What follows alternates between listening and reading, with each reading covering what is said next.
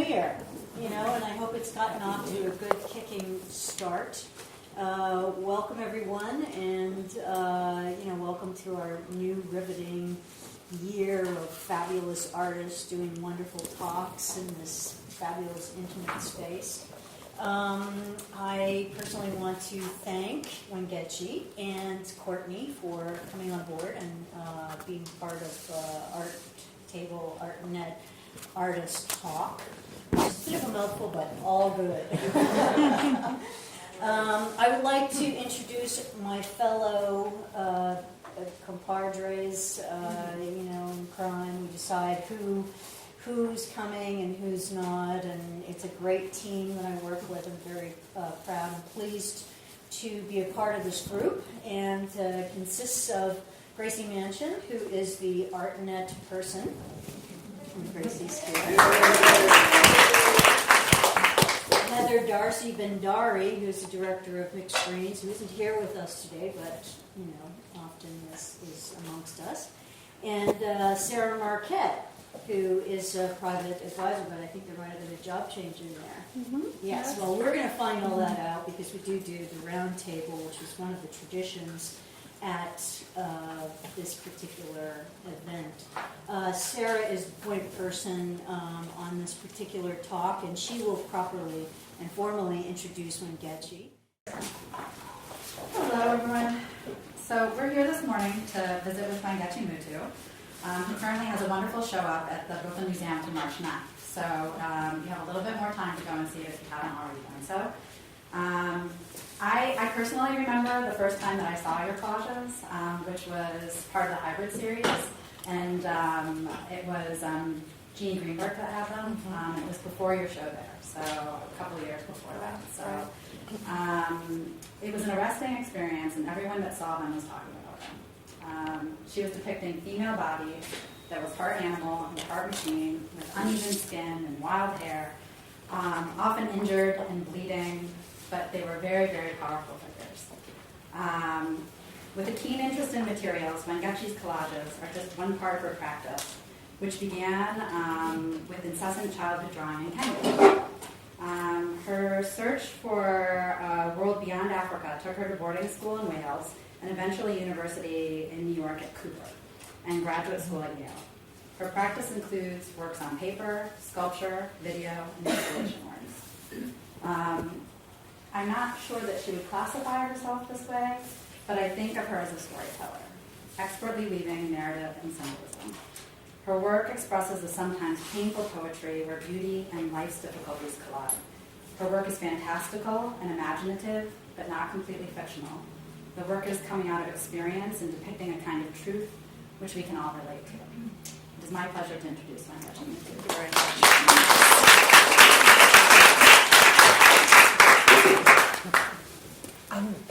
I feel like we have to address the video in some way. Can you tell us a little bit about it? What is it exactly? So this is, again, thank you all so much for waking up early and getting yourselves here. And, whatever it is you did to get here, thanks so much. And I wanted to show this full clip, which is about 8 minutes, but it keeps stopping, which is fine, because actually it's now mysterious to those who haven't seen the full entire film. It's at the Brooklyn Museum exhibition. This is my first animation work. I haven't been able to express how these images that I create as collages exist in time and space until this piece happened. And the way it happened originally was that I was going to do this stop motion drawing, almost like a very old-fashioned style of cartoon making, because I love drawing with pen on paper. And then what's wonderful about the conversation I started to have with Santiago, the artist who's this protagonist creature, is actually of her, she's a wonderful and creative person in her own world, and she's the one who said, it feels so much more like your large collages, just by the conversation we were having. And lo and behold, of course, I thought about it and started doing all these sketches for the piece, which I never even knew how to do. This whole thing has been a new terrain, and I realized this story does need full color. It needs the inks and the magazine and all the bits and pieces that I put into the collages that you see on Mylar, as opposed to my line drawings, which are less known. It felt more like that than not. So this piece relates to, in fact, a set of work called my Tumor series. That there are almost like these orb-like circular forms that look a bit like sick planets, or like a magnified view of an egg, or a spore, or a piece of pollen, whatever this kind of uneven, beautiful spherical form, but it's spewing and blood and blistering and full of life, but also illness. And the Tumor series came to me because I was thinking about how to kind of represent the earth as this living organism that has all of these issues and problems. And then from that I started to make them very female-like, and I put legs on them, and in a way that's what inspired these kind of millipede-like arms that are actually my arms, because Santi and I spent way too much time filming her face and her head and activating her here. So I said, I'm going to let her go and I'll just do the arms myself. So actually those gloved arms are mine, moving her along. And the idea was really to make this piece something that you discovered and felt you understood from one perspective, but then as time went on, it grew bigger and more ominous and more mysterious and completely unfathomable and unknowable in a way. So there is no creature like this, and there's no thing like this out there. I haven't seen it yet, it's in my mind. But that's what this piece is about. And in some ways, it brings together so many of the ways that I work, my performance work that I do myself, and then the collages, and then there's just this new terrain now that I've opened up for myself. So yeah. Can we move to images from the current show at Brooklyn, Fantastic Journey? So the show was originated at the Nasher, and it was curated by Trevor Shoemaker. Yes, so a curator that you've worked with before. Exactly. Yes. So Trevor is this phenomenal curator, wonderful friend of mine as well, but also somebody who's very dedicated to the ideas that he and the artists that he represents have been fostering for years. So we worked together on this show called The Black President, Fela. It showed at the New Museum way back, I think, 2005 maybe, or 2004. This is actually the show in its present state at the Brooklyn Museum. And this is considered by the Brooklyn Museum to be the entrance to the show. We have this whole thing about how do you enter the museum, and I think a lot of people who are familiar with the Brooklyn Museum go up on another side, and then others enter from kind of the design and decorative art side.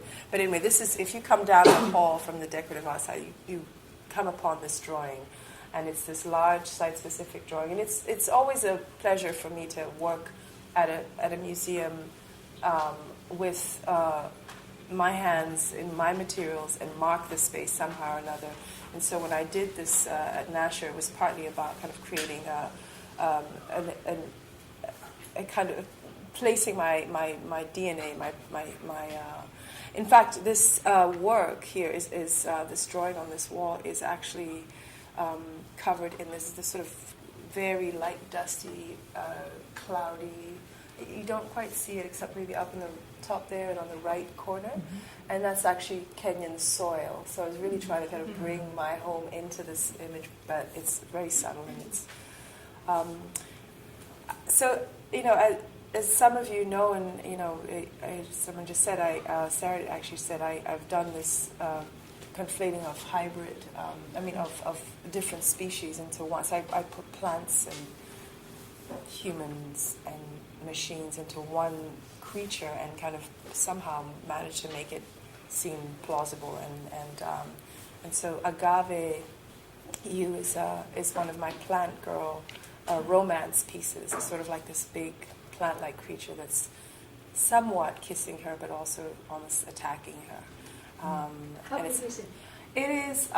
It's almost as big as it looks like on the screen. It's a much better resolution in real life, but it's slightly bigger than it is on the screen. Yeah, I should have measurements of the title. Family Tree. This is the first time I showed it, so it's actually. It looks a bit different at the Brooklyn Museum. Is one of these pieces that happened because I'm. In making my larger works, I'm always trying to figure out ways to experiment and try out these other things. So I make these small works on the side, and I figure out, formal things, and because I can make a mistake on a smaller scale and then move on. So these entire grouping of works came about, and I call them a family because they really were all sort of connected but very distinct. And there's kind of the parent, and then there's all these sort of sibling. It's kind of spawn, and then there's this girl on the side, and it's the prodigal daughter, and it's sort of my story in a way because I left home and at some point didn't know how to get back. The Noble Sauvage is, in a weird way, kind of this ongoing discussion about home for me is followed me, and it interested me as an immigrant, as an alien. It's always been there on my back because it's a lizard love, and it's like another one of these kind of girl-animal romances. But anyway, I'm like going with the images, but really this is actually the way I would do the talk in a weird way, just kind of ramble on about how I make the work versus the idea of, versus the story of how I ended up not only deciding that I am an artist and I can't help but make work, but also that I had to leave my home country in order to become an artist in the fullest form. Can you, just to give us a little bit of background here, so tell us exactly how these works are made. Are they...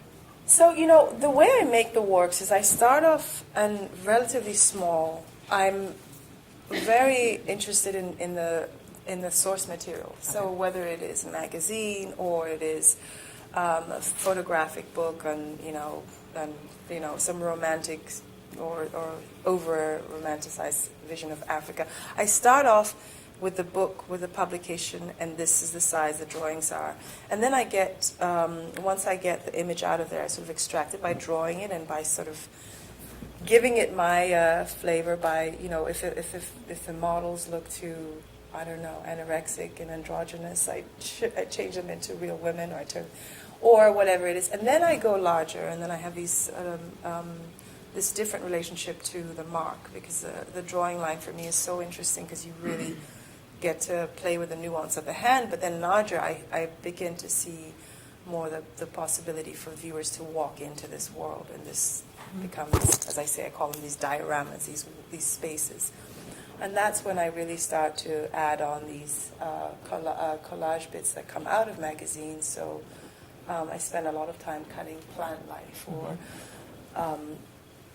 female parts, shoes, jewelry, all these things that I'm interested in. At some point in my, postgraduate time, I realized that I had all of this theory-based kind of jargon going on in my head, but I had really a desire to look at certain things and to make connections that actually didn't make sense to anyone but me. So I go for those things. I say, you know what, I don't know how I'm going to justify using, criticizing these things, and yet I'm going to use this material in the work. But I'm going to put them together, and I'm going to see if somehow by really, mushing them together, by placing them side by side, they might even have a conversation that could come out with something sensible. So as much as I'm clear about my feminism, I use a ton of pornography and a ton of fashion imagery, and that used to embarrass me when I first started working. I was like, oh God, how am I going to get away with this? But now I realize part of it is also looking for my sisters, myself, our bodies, which often are so misrepresented. So even in their most ideal form, I think I'm I'm not satisfied. I'm like, that's not what women look like. And funny enough, for especially black women, I found that pornography with black women in it tended to have the most natural, real bodies of black women, which is, bizarre, and of course it somehow made sense. So it's in the most dehumanizing kind of degrading form is where we showed up in our most realistic and natural version. So I thought, you know what, I have to go with this. I have to work with this. There's these stretch marks and the bulges and the, and the I don't know, saggy boobs. All of it was in there, and I was like, that's what I need to look at. So now I've found a way to incorporate that kind of imagery and those sort of ideas. And then hands are very big in erotic and pornography. For some reason, not for some reason, these are working women, so their hands are so important, and you don't find hands as manicured in any other form. And then fashion has this other kind of female, this sort of canvas of a woman, this sort of neutral person who's always placed upon these ideas and things, and that's somewhere where I kind of take the poses out of there, because they're so stiff and they're actually very... now that I've done a little bit more photography and had to be photographed, I realize, you sit in these positions, they're not comfortable, but they look good in the picture in the end. And that's what's interesting to me, that we have to kind of pose ourselves in pain in order to actually look good. And then we get used to looking at these images, and you ever see somebody who looks natural on TV or natural in a magazine, it's like, what is wrong with her? She didn't get herself ready, And that kind of thing has just sort of stayed with me. So they start off small and they get larger, but there's some works that are actually, they're size-specific, continuous. So for example, my Postcard series is always postcard size, because it is about postcards. It's about travel. It's about talking about places that you go to that you don't know about, that you kind of dream about, or you have a very sort of quick relationship with. Kenya's a huge has a huge tourist industry, and all the way back to our colonial history with the British, it's one of these places people want to covet the land, and they romanticize it. They forget that there's people there because the animals are so damn beautiful, and so postcards have always been prevalent in my my memory as a child, and I kind of use that format because I think there's something very intimate about it, and you kind of feel like you can take something away from that place when you have a postcard. So I splice together African traditional art, which I don't know enough about because I wasn't raised understanding everything about that form of art, so I know things that I've been educated to understand.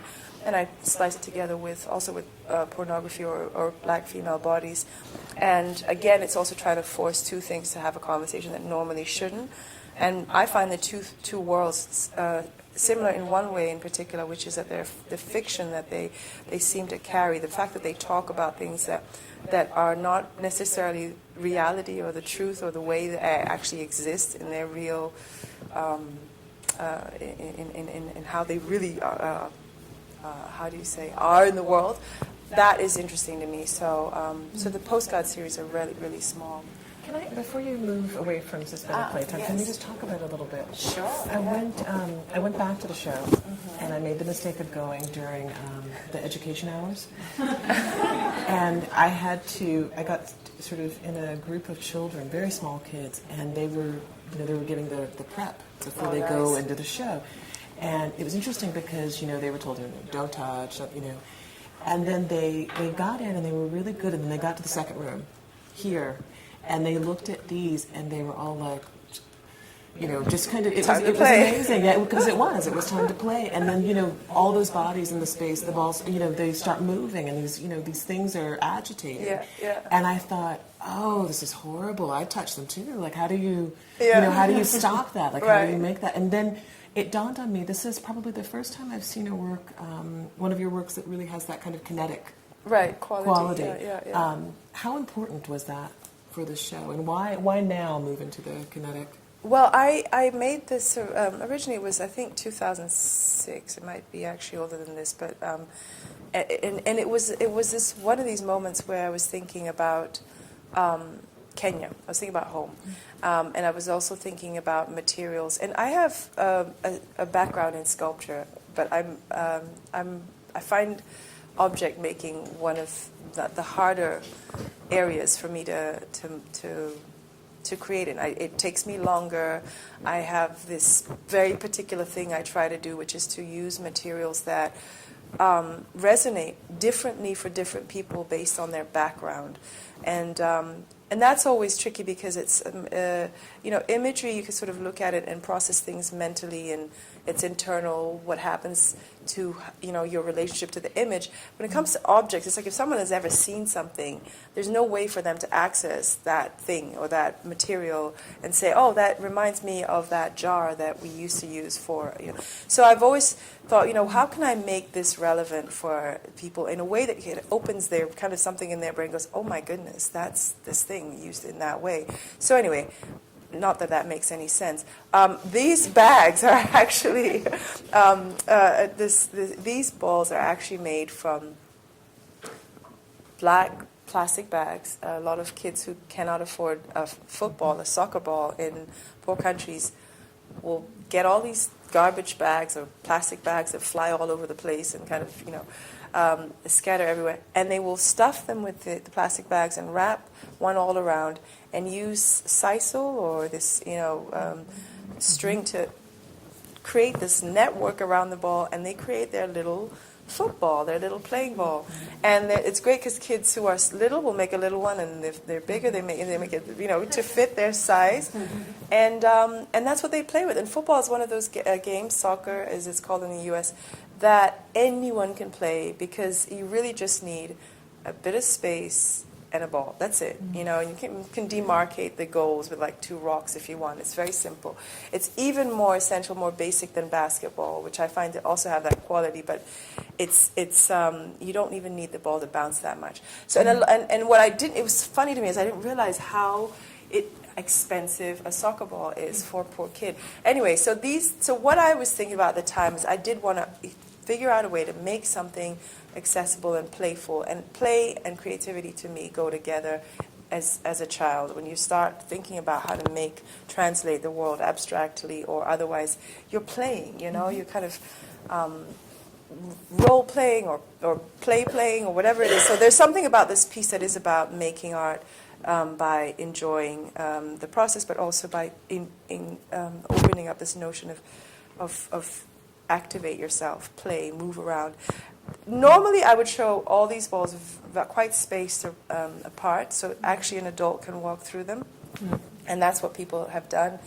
So when I showed it in Baden-Baden in Germany, there's a lot of people kind of weaving through them, and they just kind of, there's this pendulum movement that they have, and they just all come alive, and they look like they really do look like they've just all decided to leap off the ground at the same time. But when kids see them, oh my goodness, it just makes me so happy, because they just walk in and they're like, oh, this is what we do now, and they get it in this other way that I find very interesting. But of course, I really wanted to honor this thing that has to do with the fact that everyone plays and everyone can find a way to play, especially if they can create, and that's suspended playtime.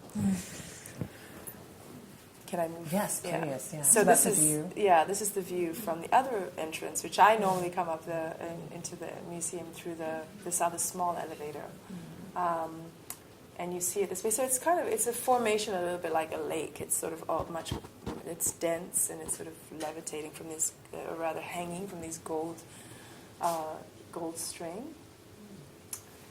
Bride Who Married a Camel's Head is a piece that it still confuses me, and I love it at the same time, because I made it many years before I completed it, so I kind of had this body that you see there, this little girl kind of seated in the ground, created around 2004, and then I just sat there because I didn't know what to do with her.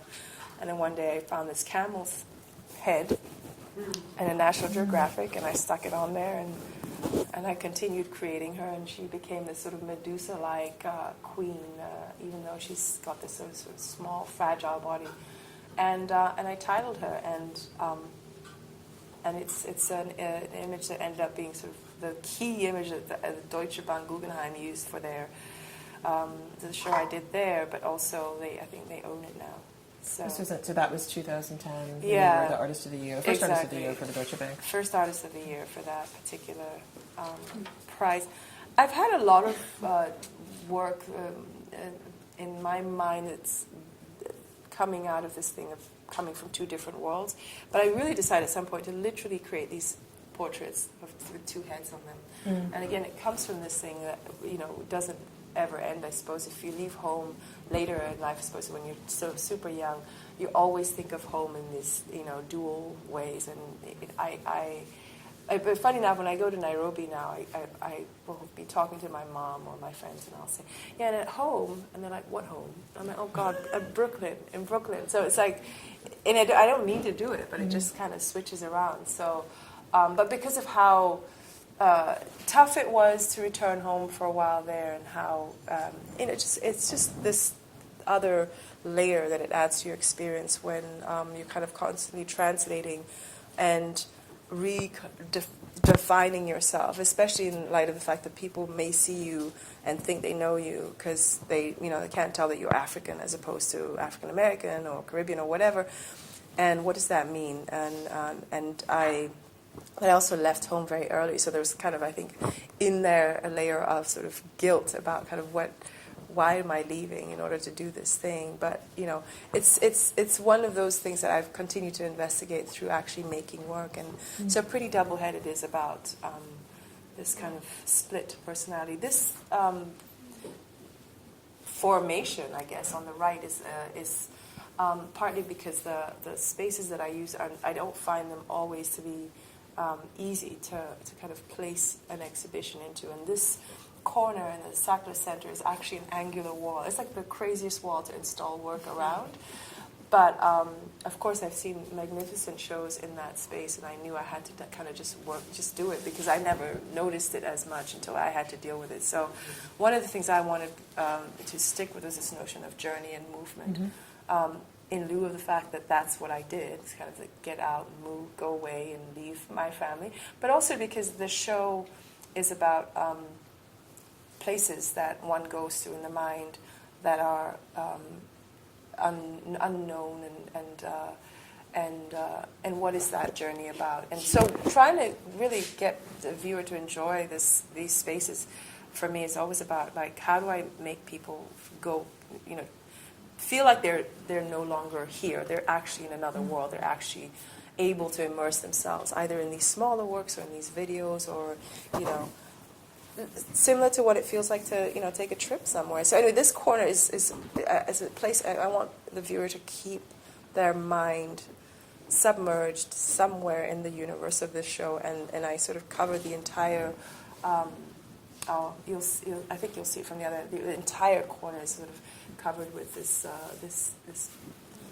blanket. Now this blanket is like a little bit like those soccer balls in the sense that it's a material I've used more recently to describe another kind of socioeconomic difference and challenge that one has, especially if you're from the developing world, living in the developed world. There's all of these things that constantly go around in my mind, how absolutely wealthy this country is and fortunate, and how most of the world isn't, But anyway, so these blankets are used by people. They're blankets that, people use to sleep under, or as a shawl if they're, older, folks in the rural areas will find them covering themselves with them. But in the States, what happened to me is that my work came back with these art movers, and it was packed beautifully and everything. And then on top of that, they wrap these blankets, and I just remember being so stunned that these blankets were used for art. That art is actually important enough in that way, but also that this is the economic the difference. So this is what I personally use to warm the space, to give it this kind of organic feel. I'm also thinking very much about space and the genderness of space, and how male or not, or neutral or sterile the space feels like, and I try very hard to kind of figure out ways to get a space to be to resonate differently. I mean, now that I've had babies, I think one of the things I think about first of all, because when I walk into a very beautiful modern space with a child, they get slightly agitated, and I think it's part of the way the sound travels. It's also the scale. But I think there's something about modern architecture that is probably the antithesis of the womb. And so and that's our first room in a way. So I was trying to think, well, what is the in-between? Or how can I bring the resonance, the echo of that most comfortable space that we all had at some point back into these kind of galleries. But these are also, I mean, am I wrong about this? These are the blankets that all of the aid workers give out Yeah, throughout the world. These are the UN blankets. I mean, they're rescue blankets. They're used in trauma, and especially in the States and I guess in the West, they're sold as rescue blankets. So you can buy them in bulk. I suppose if something terrible happens, they buy them in the hundreds, and they're relatively inexpensive. And then they give them out to people. And there's thicker ones for really cold areas, and then there's lighter ones. There's all different kinds, and pretty much what they are is repurposed clothing. So I think all this, secondhand clothing and materials and fabrics are shredded, and it's a very crude way of felting. It's not quite felt. So I have heard people talk about Joseph Beuys. It's not really a Beusian necessarily thing, but it can feel that way because it's gray. I think all the colors mix together and they form this kind of grayish, muted color. But once you'll see these flecks of, I guess it's a synthetic fabric that doesn't dye or doesn't mix in with the rest, and you'll see these flecks of little shiny gold or blue or whatever it is in there, and they're all very, very different. And they're very uncomfortable. And by Beuys, you're talking about me. Yes, I said that. They are they're very uncomfortable. No, they're super. Yeah. They pill very easily. This is not a comfortable, soft on your skin blanket. It's that basic blanket that if you need a blanket and really inexpensively, you use it. And if you use it over the years, it turns into kind of almost like an animal, because it pills, it opens up, it stretches. Even when we use them, they're never quite rectangular. They're always they've always got like a different trapezoidal kind of shape. So yeah, they're wonderful though, and so I've been using them to cover up again architectural nuances that I want to include into my world vision as such. So this column that is in the Sackler Center. Is probably about 4.5 feet from that wall. So it's like, do you let people walk around the column, or how do we? I thought, you know what? Turn it into a tree. That's what you should do. So anyway, I've done that quite a bit in many exhibitions. I think my first gallery in New York had a column, and I remember not knowing what to do with it. And I was like, damn, now I finally know how to deal with that. So I'm kind of moving you along through the exhibition this way, but I'm going to speed it along. There's some larger works in the section, and then the film is over here. And in a weird way, this is kind of the end of the show. So in some way, this is the journey that you take in the exhibition, but it's also the way I treat a lot of my exhibitions and a lot of my work. I sort of try to create kind of this time-based and this movement, mental movement through the works. You kind of have this narrative going on. I also showed a lot of my sketchbook drawings, and this is actually talking about scale. This is the size of the original drawings. When I'm thinking up ideas, I use these sketchbooks, and the sketchbooks are big for me because they're the format, the studio that I had originally when I couldn't afford a studio, or didn't have a studio, or was working, so I had to work to take a subway, or not sit in one space and make art. I said I can't give myself that excuse. I'm not able to make art. So now I have all of these sketchbooks with lots of drawings that came from just continuously trying to think about these ideas without breaking it up too much. And they're also very private, and that way I've had a hard time showing them. And I say private because there's these things that I think up in my head, and I kind of just create them, and I don't expect that anyone is ever going to see them.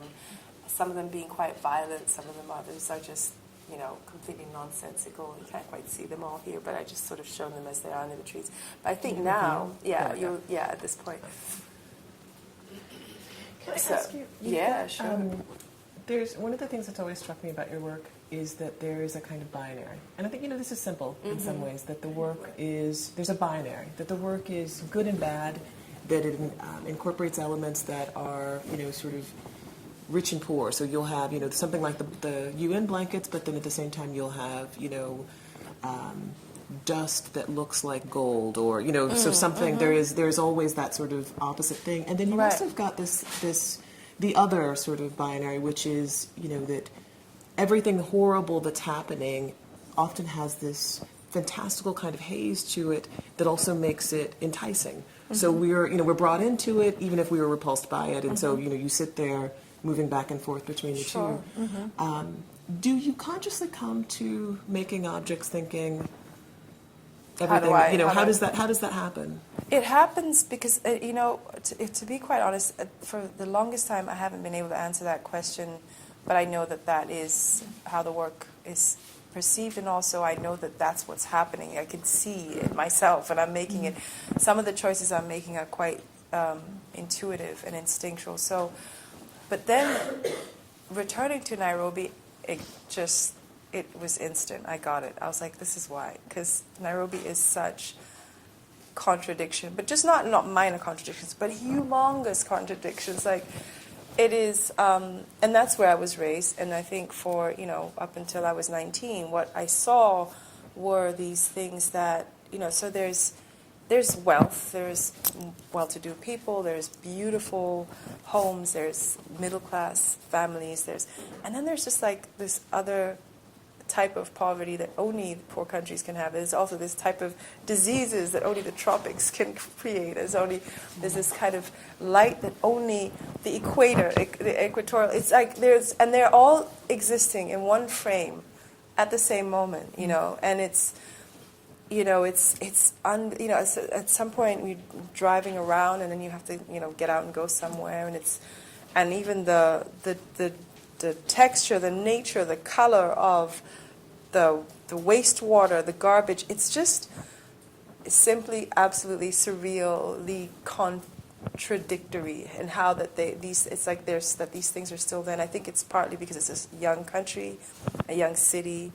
Rural and urban is still butting up against one another. So the savannas, the wild areas are still visible from the cityscape. You could actually, there's these skyscrapers, and then you can still see creatures that are just gorgeous, beautiful. I mean, hopefully they'll still stick around, because I think that's one of the things we're battling right now, is our wildlife is diminishing. But those things they were right next to each other growing up, and I've learned to associate them as possibly existing together, And, there's things like, there used to be, when we moved into our last house where we spent, 20 years, in the suburbs in Kenya. It was actually the border of Nairobi originally in the 50s. So the back fence of our home was right in front of, it was high fence. A lot of suburban houses have high fences, because there's so much economic discrepancy that people are fearful of their property. So everybody has to protect themselves or to try to get over the fence and get something from someone. But anyway, so behind our fence is a slum, And my mom, when I finally grew up, said, I told your dad, I didn't want to move here because, look at where we are. I was like, yeah, we're at the border, the old border of Nairobi. It's like, yeah, but think about it. And behind the slum is, of course, informal housing, but also a total village, And this is the way these cities exist. And this is part of how I've not had a problem doing these contradictory things all in one, and not even being able to explain it, I suppose, for a while, because it was so subconscious. So that's part of it. Another part of it is my humor is more ironic, sarcastic than it is anything else. So it's kind of also playing out those ways of telling people things that, they kind of give them a little, embarrass them a little before they finally get the punchline or whatever. But that's all visual. I don't have a great sense of humor when I'm actually talking. But anyway, so this is the work that comes out of the sketchbooks, and it's in a show finally. And of course, I had this whole thing with Trevor. I was like, oh God, I can't believe I have to show these things. But it's good for me to have them out there, because I think there's always questions about where ideas come from when artists make things, because it's such you're getting to see such a final part of the thought process, and in a way, it's sometimes almost unbelievable. Well, how did you get there? You know, how did you arrive at that? And this is kind of where I go to first. You know. This show has enormous kind of breadth of scale, because you have works that are, you know, all the way from this that size, that scale. You know, we're talking 2x3 kind of sizes, and then you've got the gigantic size work and the room size installations. We had this whole conversation about environments, and I wondered if listening to what you say about Nairobi, is that are we entering into your worldview? Are you giving us that? You know, is that the environment that we're entering into? Yeah, or do we see the show in its separate pieces? How do we? I think it's up to the viewer. I think it's always up to every single person, because I can't think for or speak.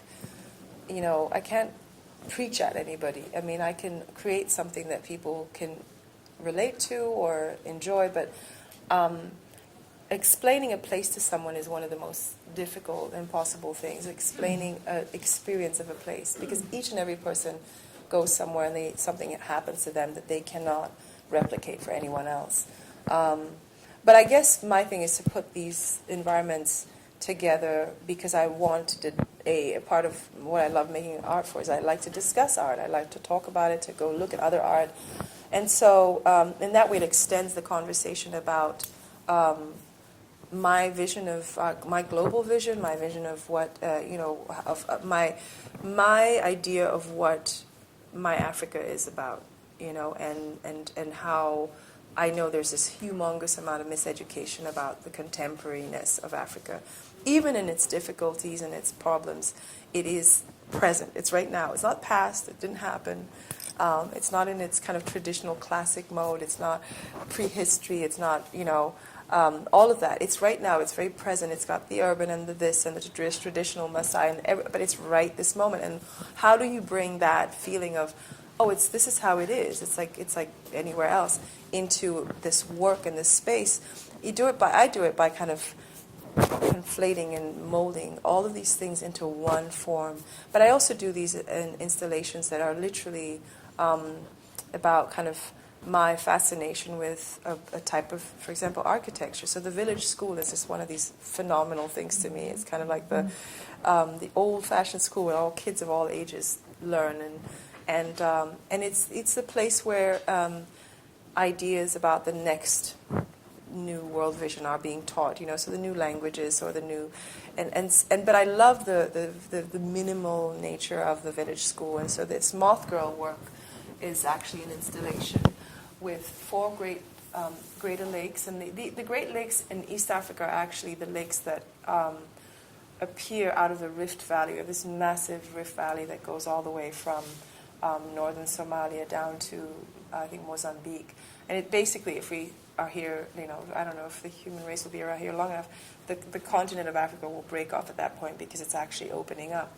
But anyway, in this massive Great Rift Valley are these lakes, and these lakes have become this place where everything tends to flow into. So, any factories and wars and farms in the air, all that residual rainwater and rivers, they end up in these massive lakes. Lake Victoria being the largest. There's Kivu, there's Turkana, there's more of them, but I pick these particular ones and I turn them into wombs, and then put these moths around them. And it's done on this kind of a slate blackboard, but painted directly on the wall like you see in the villages. So the joke becomes, then you're taking us to school. I'm taking you all to school, giving you a lesson. Do you have there's one. Yeah, a little close-up close of the up. moths. Yeah. Kind of gathering around these bleeding wall. And these are actually dug into the wall. So each and every gallery, museum curses me when I leave, because I leave this big hole. I was like, fix that now. And funny enough, one of the reasons I started doing this is during this 8-year period, and I had Bush as president. I was really, really kind of it was tough to kind of to think about what was happening in this country versus what's happening outside, and also the war and all of these things that were perpetuated during that time. So I decided to kind of really wound the spaces that I was working in and treat them like bodies in that way, leave a mark behind that was much more difficult to actually resolve and to heal up than it was to actually make. It was very easy to dig up these holes in the wall and to dye them. This is this piece in Baden-Baden with the Great Lakes in the back space, and also the thrones. So the thrones are also very similar kind of material fascination with materials that are kind of garbage, basically. Hair extension, and tinsel, and garbage bags, and all in mostly black colors, but taking these very humble wooden chairs, these country chairs, and elevating them and giving them this kind of sense of importance and making them into these regal characters. I love the shadows in these works, actually, almost as much as the works. At what point did you know that you could make objects out of non-traditional materials? When did you give yourself that?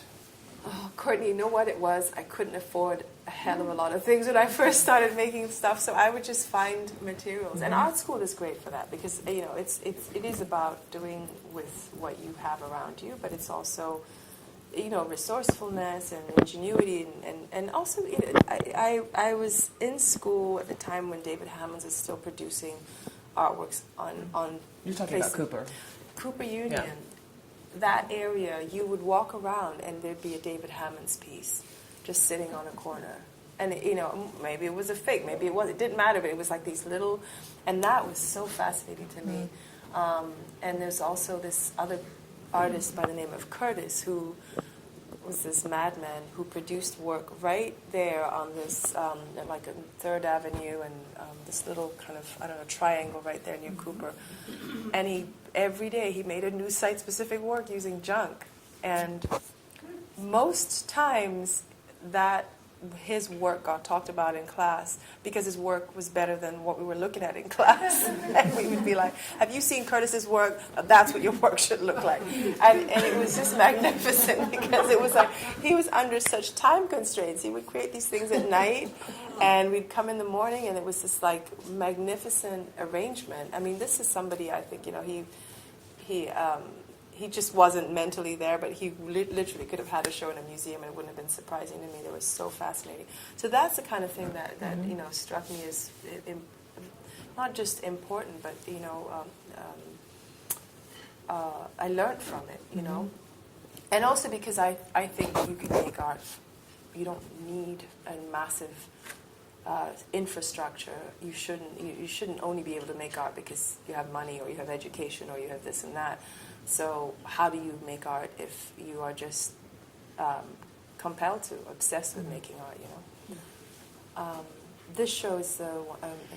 Can you tell us what we're looking at? Because we're looking at a row of the thrones, but then tell us about... So there's this curtain on the left, and it's actually this tinsel, sort of plastic fabric.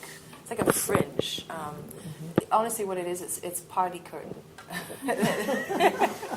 And but this is custom made because the party ones are actually shorter.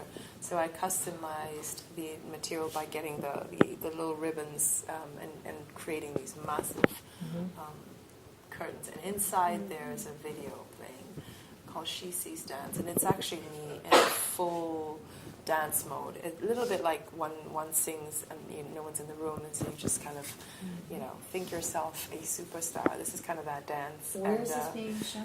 This right now is not being shown anywhere. So this was last shown in Los Angeles at my gallery there, and it was also at Museum of Contemporary Art in Canada, Ontario. And this is one of the hardest installations to put up. So I'm trying to actually work on it with an architect to figure out a way to, give it, almost make it like something that that has its... One of the ways I think is, I think backwards. I think this is what the idea is too, and now how to make it is, we go back, and unless the architect is working with me saying, we're going to make it so that every time you put it up, it could fit in the space, and also, part of it is that it is an orb with 2 projections. So there's one of me dancing, and then there's one of these 2 eyes watching, both of them kind of glaring at her, but off sync. And we have all this light and angle issues because of the width, the reflectivity of the space. But it's magnificent to be in this space when it's on, because it kind of makes you want to move. So it's another one of these spaces that I wanted to really get the viewer to kind of enter their own dance mind, which just, if it means swaying, and kids tend to really dance when they're in there. Another way that we know their spirits are still open and much freer than we are. And then this is also a moment where I'm making a lot of works that are kind of conscious of themselves and as artwork, so they're looking at artwork. So there's She Sees Dance, where the eyes are looking at her, and then there's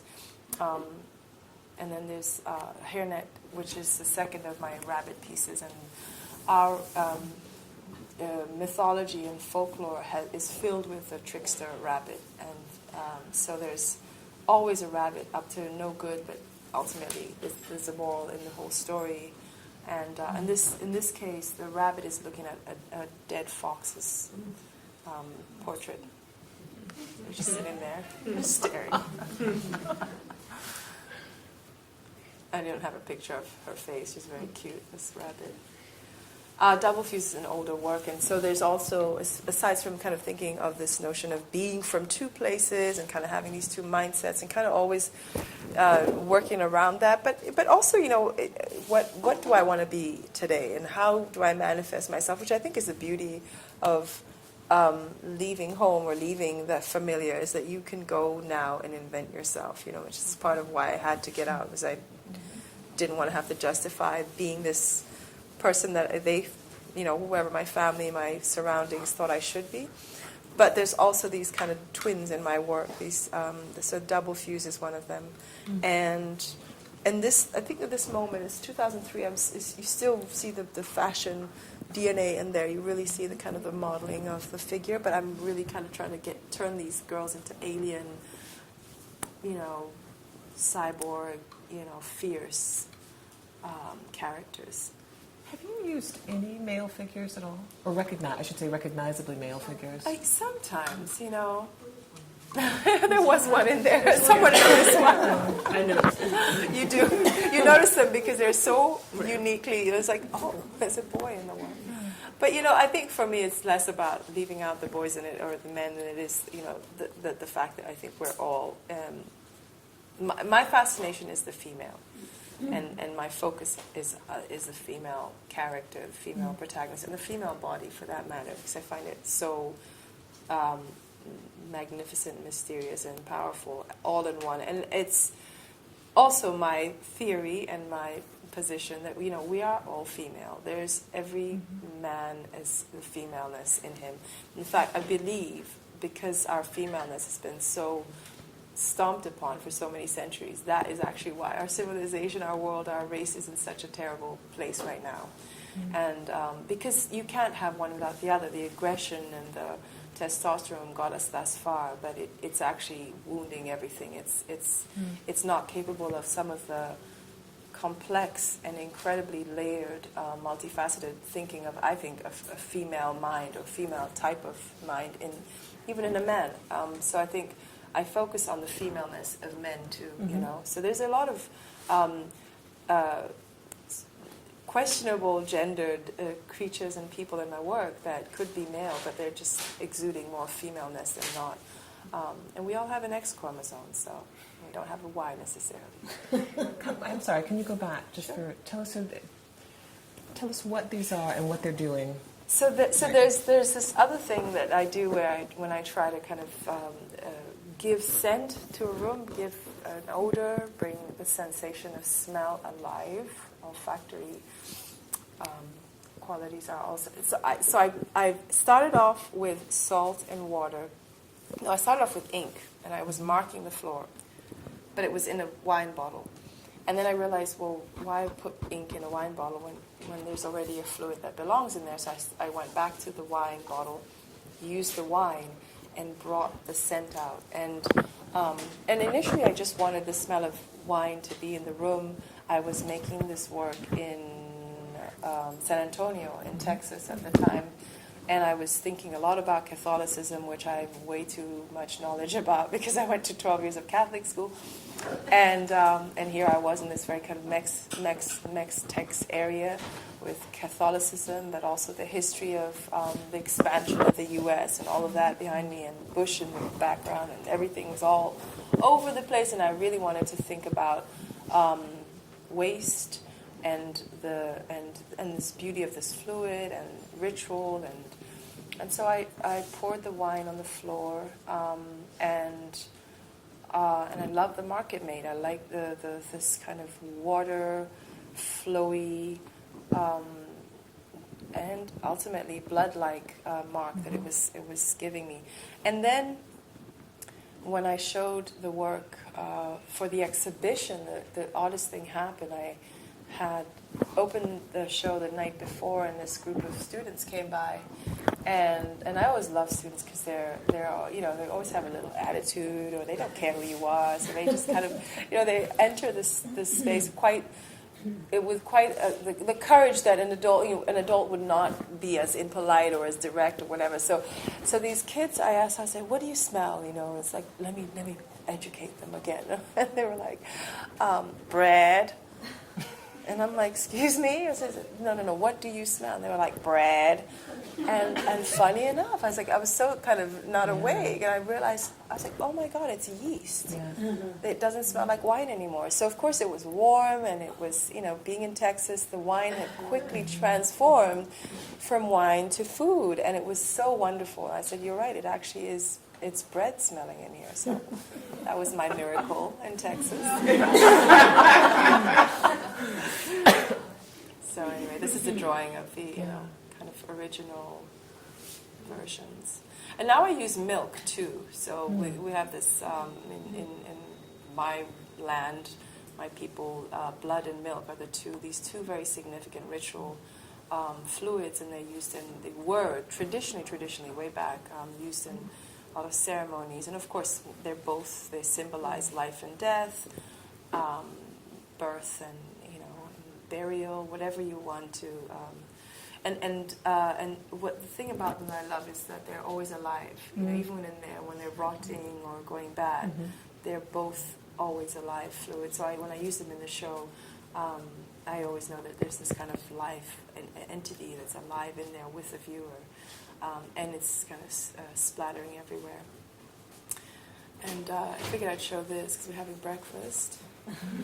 This is a performance work that I didn't bring the actual video for. I'm trying to get everybody to go to the show by not showing everything. But, so Eat Cake is a work I did, and it is thinking about this wild kind of feral woman who is enacting some bizarre kind of dance / ritual, and I'm essentially in this film, this woman is eating this huge chunk of cake, this mound of a cake.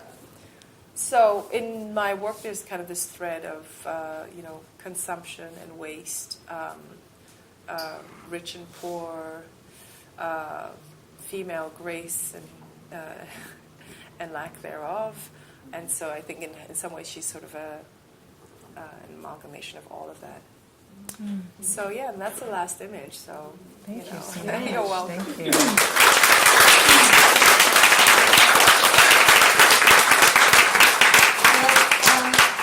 Perhaps there's a few questions. Do people have a couple of questions? I mean, it is after 10. Yeah. Is there anybody that has a few questions they'd like to ask? First about this Divine Comedy Festival.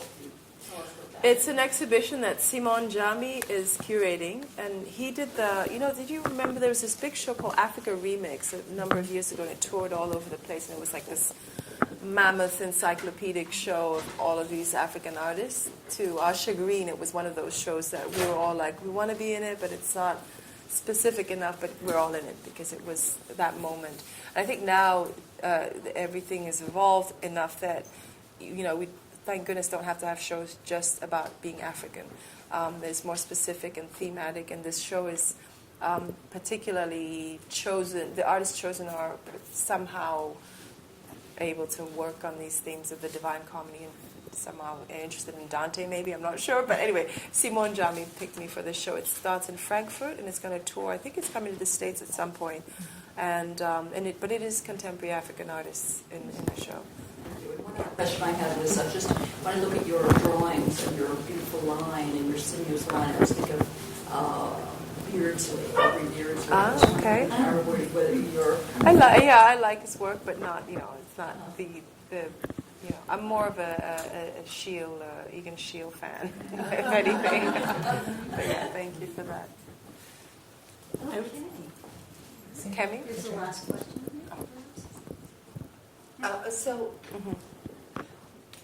In the Brooklyn show, it sounds like you were very much a part of the curatorial process. Is that true in all your shows? In most of them, you negotiate that? Yeah, I do enjoy doing it. I don't think you have to, and I think a lot of times I've heard artists say, "Oh, no one's helping me curate," but I don't mind. I actually really, it helps deal with my kind of control freakiness. I can, be very much in touch and aware of where things are going to go. I do let the curator. At some point, I'm like, I don't know when it comes to hanging work, I'm not a big stickler for things. But when it comes to more arrangement of the space, that's where I really, I place my, have my opinion much louder. And in this space, it's very tricky. I mean, you see it. It's kind of this long corridor gallery on one side, because it's a dinner table in the middle, yeah. So it's like one of them is a kind of a long gallery with a suspended playtime. Yeah, and then it's around the edge. And then this other one is a triangular gallery. It's like really, really complicated for most work. And it's a large space, but it's literally a right angle triangle. So one of the things I was talking to Dr. Sackler about, and she's already admitted that it has to expand, is that we need more space because, not everybody is interested in installation or environments or sculpture or whatever, the architecture in that way, so you kind of get what you get. And it's a phenomenal honor to be in the feminist wing for me. I think it's like doing all of the double, triple duty that I require for my work to have in terms of the discussion. But it wasn't an easy space to work around. There's a lot of exit signs. Well, thank you so You're much. welcome so much.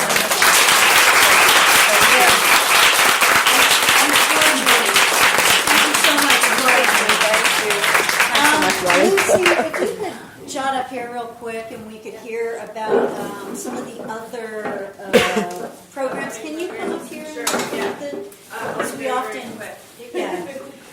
So we have a couple programs coming up. We have a Dutch Street breakfast this Friday at Peel's on the Bowery. So we're restarting those up. Those are going to be monthly breakfasts that rotate around the city, different neighborhoods.